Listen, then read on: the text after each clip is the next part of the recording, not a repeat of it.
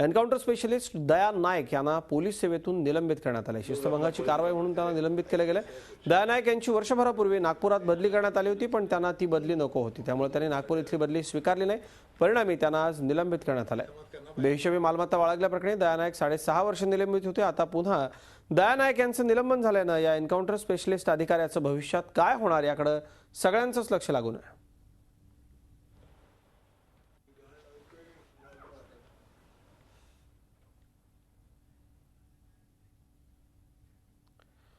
तर आपण बघूयात कशा पद्धतीने वादग्रस्त पोलीस निरीक्षक आणि एन्काउंटर स्पेशलिस्ट दया नायक यांचं 16 जून 2012 ला निलंबन रद्द करण्यात आलं होतं। दया नायकच्या नावावरती 80 पेक्षा जास्त एन्काउंटर्स आहेत।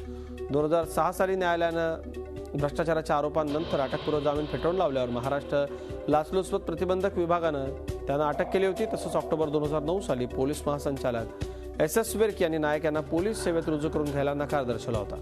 नायक हे निर्दोष असल्याबाबतचे ठोस पुरावे अद्यापही समोर आले नसल्याचं त्यांचं म्हणणं होतं।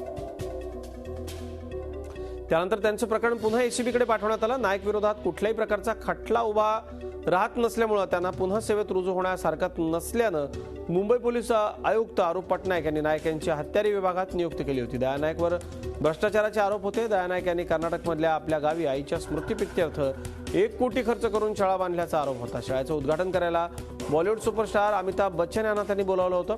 त्यांनी ज्या 2 मित्रांच्या नावावर आपली मालमत्ता केली होती त्यांनाही ACBने अटक केली होती।